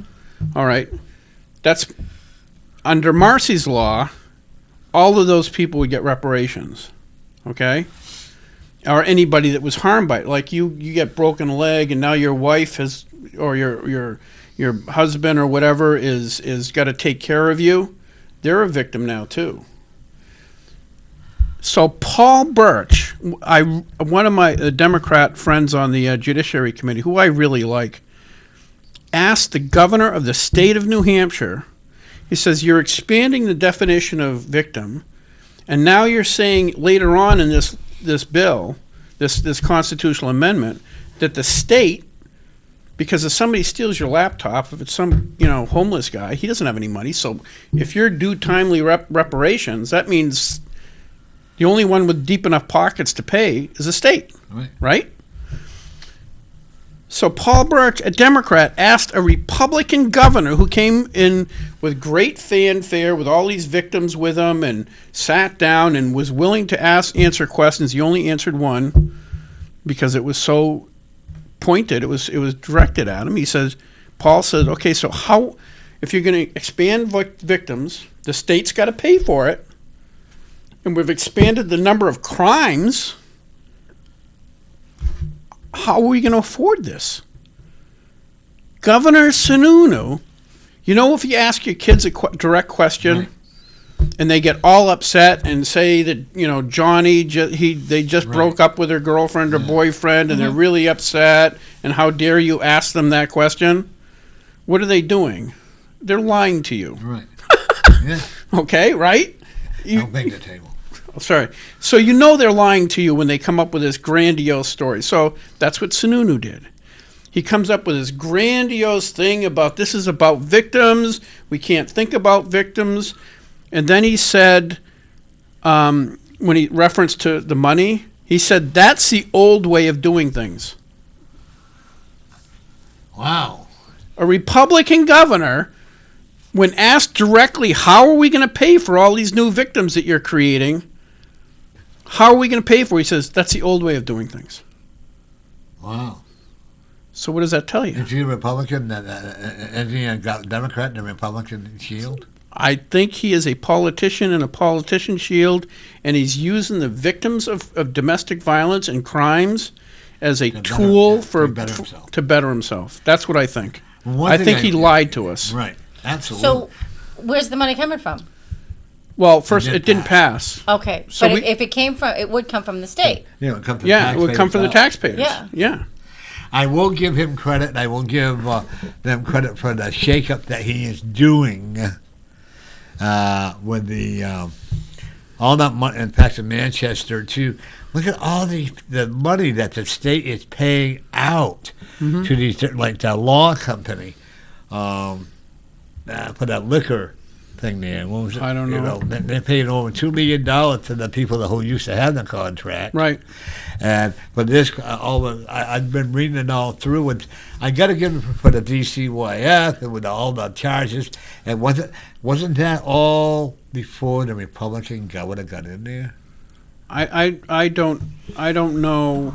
Yeah, I read it I haven't all. been following that. Oh, I But let me know. finish on Marcy's law. 'Cause Okay. Can I ask one question? Yeah. This guy that started Marcy's Law is from California. Yes. So is he trying to put it through across the state? I mean, across the country? Correct. He's already succeeded. He succeeded, if I might be mistaken, but I believe it was Ohio. And once it was passed, see, this is part of the problem. If you pass a law, like if Norm comes to me and says, Gary, I want to get this law through, and I said, okay, and I work on it and I get it through, and then 2 years later we look at it and says, oh, this is having the wrong effect. This isn't what we wanted. I can come back with another bill and try to correct it or get rid of it, right? Well, you can't do that with a constitutional amendment. Once it's in the Constitution, it's etched in stone, and you have to go back to the voters again and get a 2/3 majority. So what they did in Ohio, they passed it. It was really messing things up. So they tried to go back to the voters and fix it. And then the guy from California started paying money to make sure people who were trying to fix it didn't get reelected, spent money on advertising to make sure it didn't get fixed, because he's got deep pockets. When you see people like Sununu supporting something that he should have understood. I'm sorry. Unless he is a complete moron, he should have understood the ramifications of this. But either he didn't care to look or he didn't care at all. I don't know which. Because he's not an idiot. So that's just one point of Marcy's Law that was horrible. Also, it also gives. I used it was my committee that it went to. That there's another jury rigging as far as committees too. They tried to get it sent to a different committee so it wouldn't come to us, because they knew the Judiciary Committee is basically a legislative wood chipper, and so. But anyway, that's a side story. I'll try to keep this brief. I use the story of my son. Okay, my son was, I think, 13 or 14, because when I look at these bills about victims, I understand. My daughter was abused. I get it. In fact, one of the first bills I did was about victims' rights. I totally understand it. I totally sympathize with it. But when you pass a law, you don't only look at the victim. You look at, what about a guy who's falsely accused?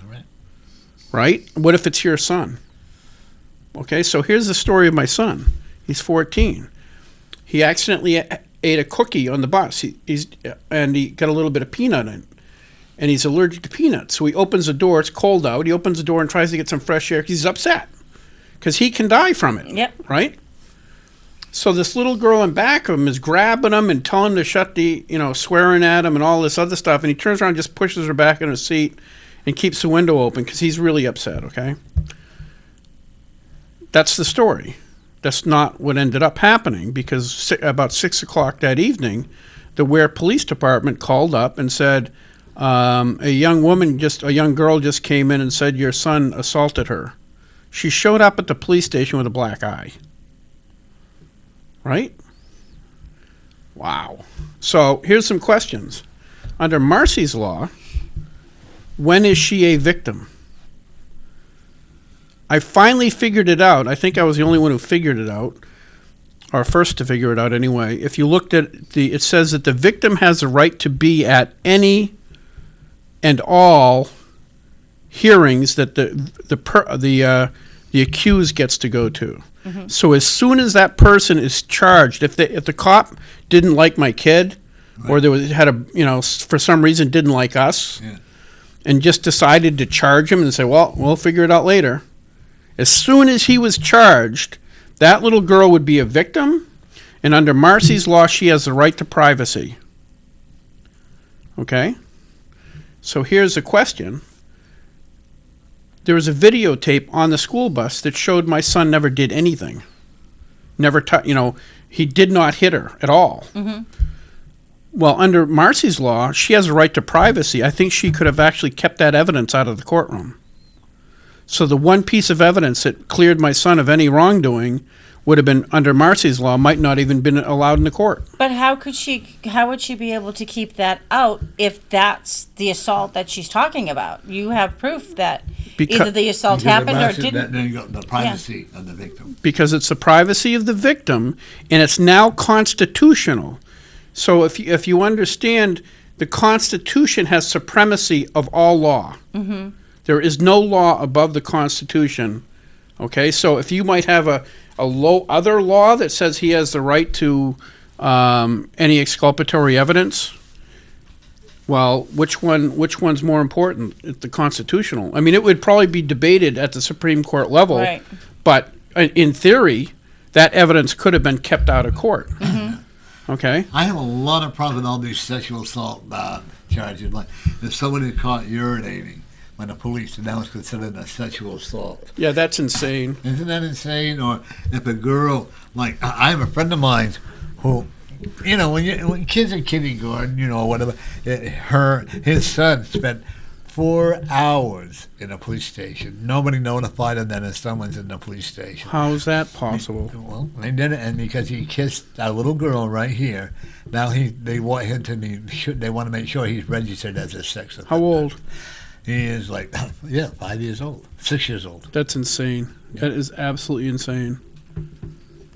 But yeah, so that was part of the But problem. we were taught that back in the, your grandmother went and kissed Grammy goodbye. Right, yeah. But when you're taught now, it's considered assault. Right, I know. It's getting crazier and crazier. If this had passed, it would have been super bad. It would have been super bad. And you know what? And the Attorney General, the next week, we're deliberating on the case. The Attorney General comes and testifies because he wants to amend it a little bit to try, because they knew it was on life support. Mm-hmm. And Claire Roulard from Goffstown, there's one sentence in there that says basically that any other law on the books about victims raises to the stature of a constitutional amendment. So we would have to comb through all the laws of the state of New Hampshire and find out which ones will now become constitutional. It was, and so Claire Roulard asked the Attorney General that question because it was right in there, and he just sat there. You know why he was there? Now here's another one. He should have known better. He's the Attorney General. He gets paid a whole heck of a lot of money to be a lawyer for the state, right? And a prosecutor for the state. He should have known better. But he sat there going because he didn't have an answer. You know why he wanted it? And you know why all the cops wanted it? And all the, a lot of the county attorneys wanted it? And they could put more people in jail. No. Well, that too. That's a side note. There's something even better. There's the big cotton-picking enchilada was the last paragraph of Marcy's law gave complete immunity to cops, the courts, the county and municipal government, the prosecution, the attorney general, the state. You know how like most of the Constitution is to protect people from the government, so the government can't oppress you. This is going to be one of the first ones that I knew of that was going to completely protect the state from the people. And that's so wrong. It was hugely wrong. How much did they lose by it? Yes, but the thing is, I've explained this very simply to you, right? This is just kind of kind of the highlights of how bad it was, right? That passed the state Senate 20-3. Wow. 20 So basically, to from what I'm hearing from you is Sununu didn't read it, the Attorney General didn't read it, didn't understand it apparently. and it passed the House, and nobody. No, it did not pass the House. 20-3, it passed the Senate. It was a Senate bill. Okay, 20 state senators believed that was a good idea. Do you know why? Yeah. California money. They bought the state. The guy from California bought your state Senate. And I think the vast majority of all the lobbyists were paid off. They wouldn't even tell us how much. Chuck Douglas, who I had a lot of respect for, came to our committee and testified for it. I believe he was paid. Of course it was. Yeah, but he's Chuck Douglas. He was a state. He was a state Supreme Court justice, I think, also a right? Congressman. Yeah, but he should be his primary objective should be protecting the people and protecting the Constitution, regardless of how much money there is. 20-3. There's one person, I don't know which one, didn't show up. The three senators that voted against it, Senator Andy Sanborn, Senator Bob Guida, and Senator Kevin Avard voted against it. 20 other ones voted for it. Now, it went to the committee, and like I said, they put it in a joint committee because they didn't want it going only to judiciary because we would have totally trashed it. So it ended up leaving the Criminal Justice and Judiciary Committee inexpedient to legislate, which means the committee suggests we kill it, 22-11. Then it went to the House floor. and it was 320 to 50. Wow. I think that's the numbers, but 300 something to 50 to kill it. So the House actually went through it and and dissected it and found out all the problems, and the Senate passed it like it was candy. Well, like you should see It was hard. Ran on Facebook about that. It was the reason I was really upset about this, because if it had gotten to the voters, this guy from California had such deep pockets. From October to November, before people voted, you would have Governor Sununu, with some victim under his arm, and she's crying, and he's saying, "Oh, this is the greatest thing. We need to protect our victims." It would have been a horror show, because the people going to the polling place would look at it, and it's long enough so it would be difficult to understand unless you've gone through it carefully. And I think it would have passed, because he had that much money and that much advertising dollars. He would have owned the airwaves until the vote. And that's why this is one of the few times that I saw this constitutional abomination as a direct threat to our republic. And I can't believe there's 20 senators that voted for it. I can't believe a sitting Republican governor came in and lied to our committee. I can't believe an attorney general of all people supported this. It was horrible. Money talked, people walked. I'm sorry. It was very offensive to me. I understand if it was maybe slightly problems with it or something like that, and you didn't. But this was so obvious. What's the sad part is, like you just said, a lot of innocent victim people, like your son, Yeah. And like that could be charged and falsely put in jail for something they didn't do, because There would have been a lot more convictions, and I am quite confident it wouldn't have been a lot more guilty people going to jail. Like the thing that bothers me is, like when you just said that, if you're his wife or his girlfriend or something, well, you hit me, or maybe you didn't even do anything, but all that will not be allowed in court because you're protecting the. That's sad. Oh, it's horrible. Oh, back up my son's story. This is actually kind of funny and pathetic. So the woman, the mother of the kid that was made the charges against my son, goes down to her landlord and says to her, "We're going to own those people." And the landlord, who's not our good friend, but we knew him, neighbors, right? She said, "Own what people?" Well, those people down the street, that state legislator. Own what? Well, she assumed because I was a legislator, I was rich. Mm-hmm. And she was willing to punch her own kid in the eye. Now, thank you. That's what I thought of. Right. That's why I assume. Of I don't know. course. Maybe it was makeup. I don't know. But that's the story. It was. Of course, the Ware police wanted to bag you, right? No, in this case, the Ware police were very, very good. Oh. They were very careful, and then after they looked, they reviewed the tape before they made charges, and after reviewing the tape, they wanted to know if we wanted to charge them for falsely claiming, and we just said no, just let it go. Obviously, they're not playing with a full deck anyway, but anyway, so I don't know. Maybe they used makeup to make it look like she was hit or whatever, but someone actually hit her.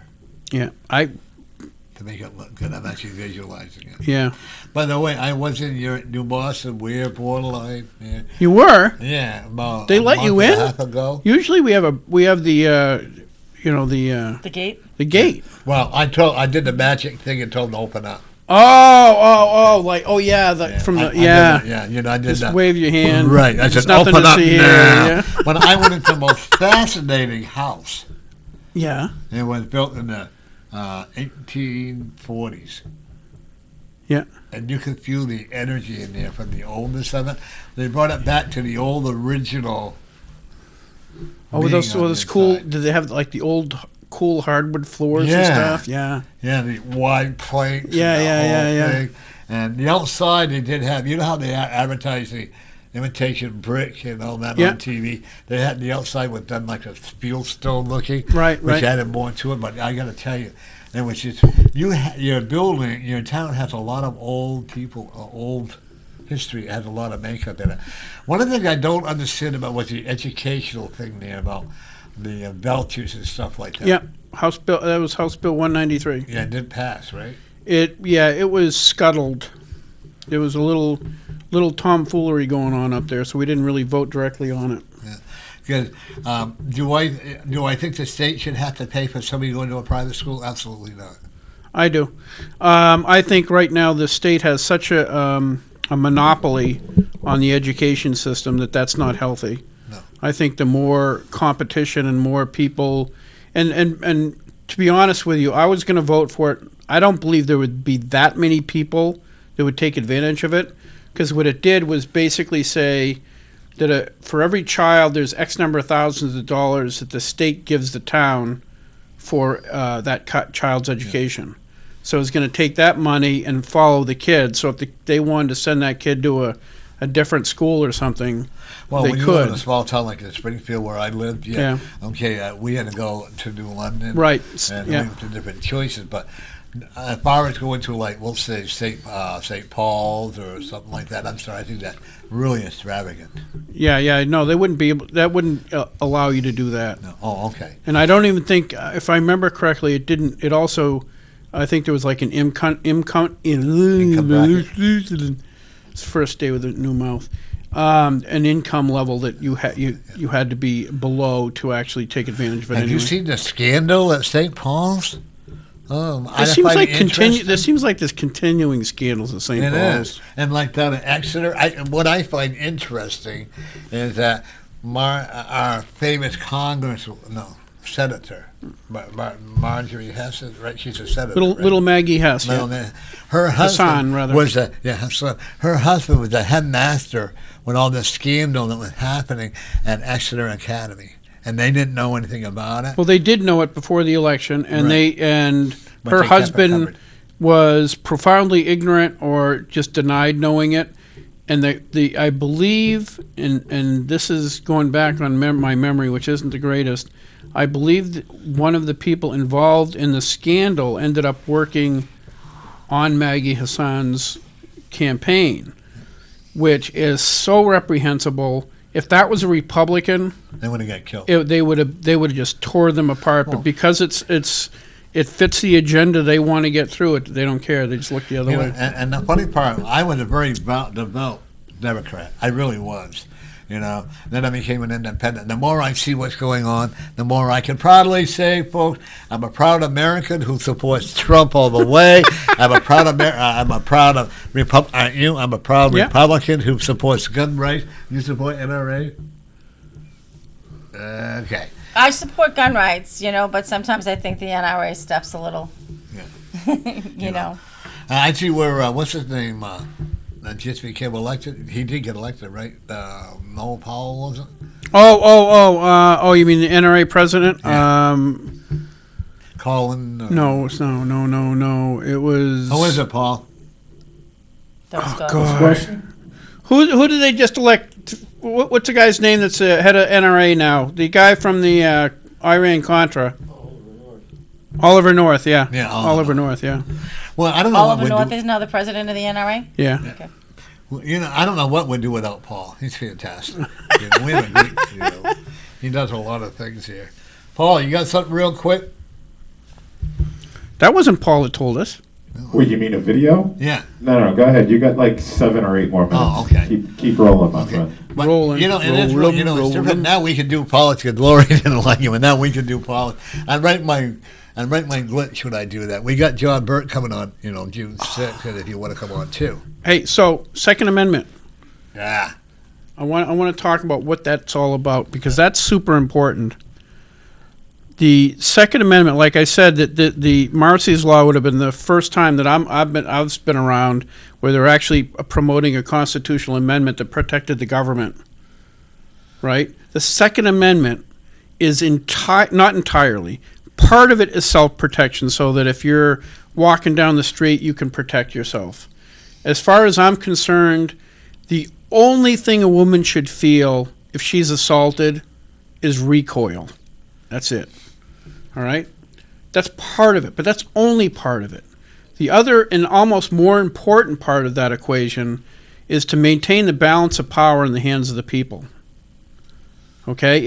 If government has all the guns, then they have all the power, and you become their subject. If the people have all the power and have all the guns, the government is still under our thumb, which is where it's supposed to be.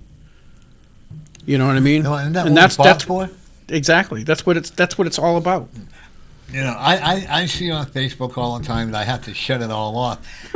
I get so mad. I really do. I get. That's a guy who was a very good friend of mine, and he was going on about how I'm not according to him, you would think I don't get Section 8, folks. I don't get food stamps. Right. I don't get, what do they call it, Medicaid, the state. Yeah, the yeah, state yeah. medical. Everything I have to pay for. Right. And when this person that went on to say, well, you must get this, no, I don't. I pay for it out of my own pocket, like you do, and like you do, right? And so, no. No. I'm on disability. I got kicked out of machining for my eyes, so actually I'm on Social Security. But you would, no. But it is your money. It's not. Yeah. I paid into it for a long time. And I did too. That's what I'm saying. But you don't get food. You don't get all this. No. Everything you have, we have to buy. I have to pay for the Medicare. Or talk my wife into either one. Yeah. Yeah. Well, she just don't write on your. She would have known what a throw blanket was. Well, folks, we didn't have our guest. He didn't show up at the last minute, but I do think you get. It's really, I am so glad that you came and explained that. Marcy's Law? Yeah, Marcy's Law. Right. Mm-hmm. Yeah, and Interesting, did you? Well, at first I thought he was going to say it was like a restraining order. No. Because when he said that, with the brother and the mother ran into the guy in the store. Yeah. I mean, yes, they should have been notified that he was being let out of jail. Right. But can you stop him from going out in public to a public place? No, not really. You should notify the people. Yeah, they should be aware. They should be aware. Yeah. Like if someone's getting out on parole. And they already have all that stuff in New Hampshire law, by the way. It's just repetitive. Yeah, it's just putting it in the Constitution. It was. But I'm glad that you didn't go, because I believe the police have enough immunity as it is. They have too much. Like that, I can always remember this young man who had his hands up like this, and he was in outside of Manchester. What's that town? There's another town going towards Hudson and Nashua. Okay. And he had his hands like this, and the policeman shot. Not only one policeman, two of them shot him, and they shot him in the back. And the Attorney General cleared him.